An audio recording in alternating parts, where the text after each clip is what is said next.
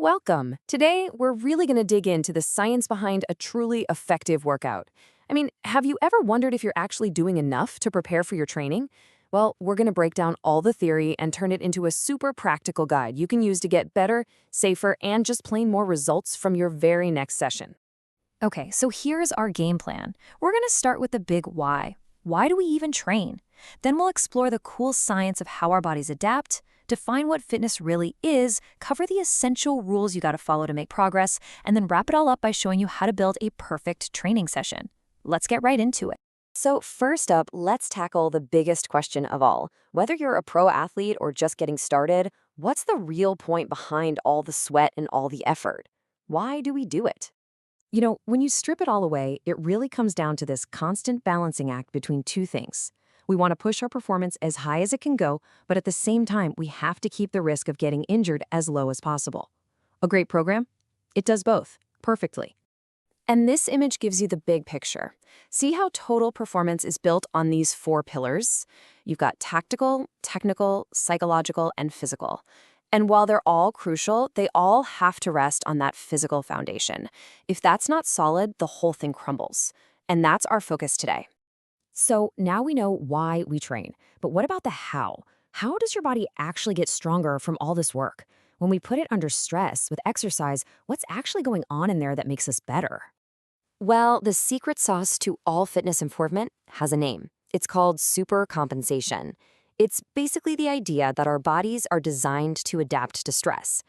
Think of it like a simple formula. You apply a stress, that's your workout, and then you let your body rest. The result of that combo is growth. Now, this curve shows the whole process so well. It's really interesting. Look, right after you train, your fitness level actually dips below where you started. That's the fatigue. But then, as you recover, your body doesn't just get back to normal, it builds itself back even stronger, overshooting that original line. That peak right there, that's supercompensation. That's the win. And here is the most important takeaway from all of this. Without that recovery phase, you get nothing.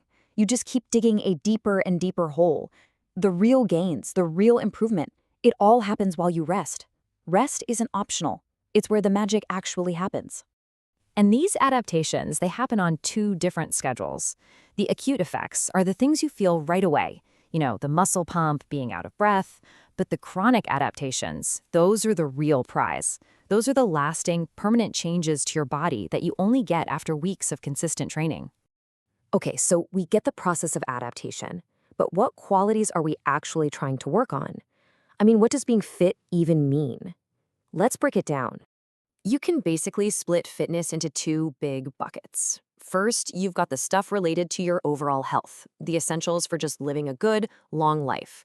And then you've got the motor-related stuff, which is much more about athletic skill and performing at a high level. So on the health side, we're talking about the absolute bedrock of wellness.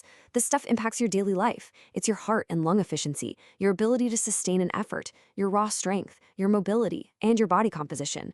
This is really the foundation of a long, healthy life. Now, the motor-related side, this is where things get a bit more athletic. This is all about performance. How explosively can you move? How fast can you run? How quickly can you change direction or react to something? These are the skills that really separate good athletes from great ones. So improving any of these things isn't just guesswork. There are these universal laws that decide how our bodies respond to training. You can think of them as the non-negotiable rules of the game. And here they are, the 7 core principles. Just take a look. From individualization to progression, all the way to rest and recovery. Think of these as the fundamental laws of fitness. I guarantee you, every single effective training program out there is built on this blueprint. If you ignore these, you're just guessing. Now, all 7 are crucial, but let's just zoom in on one that people mess up all the time: specificity. Why this one? Because it's the most direct path to the results you want. Your body is incredibly efficient. It adapts to precisely what you ask it to do. You get what you train for. You want to run a marathon? You have to run. You want to get stronger? You have to lift heavy. It's that simple. This table is a great look at how we put those principles into practice. We use these simple frameworks to manage the variables. For example, for your cardio or aerobic work, you use the FITT principle: frequency, intensity, time, and type. For strength and anaerobic work, the model is a bit different. It's FIRST, which includes reps and sets. This is how you translate the science into a real-world plan. All right, our final section. Let's bring everything we've talked about together. We've got the purpose, we've got the science, and we've got the principles. Now let's use all of that to build one single, perfectly structured workout from the ground up. Pretty much every effective workout is going to follow this same logical four-part structure.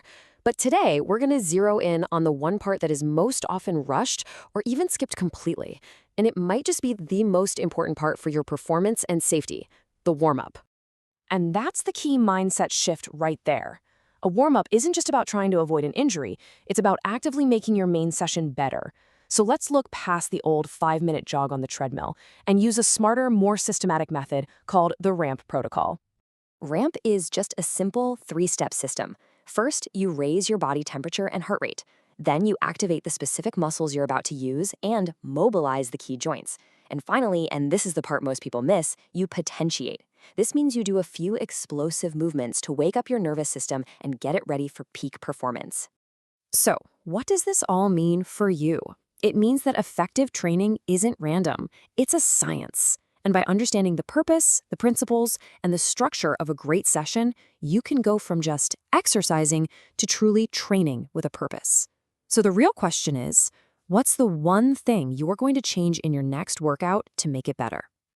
And that's our deep dive into training preparation. We started with theory, and now you have a practical toolkit. The knowledge is all yours. The next step is to go out there, put it into practice, and earn those results. Thanks for joining me.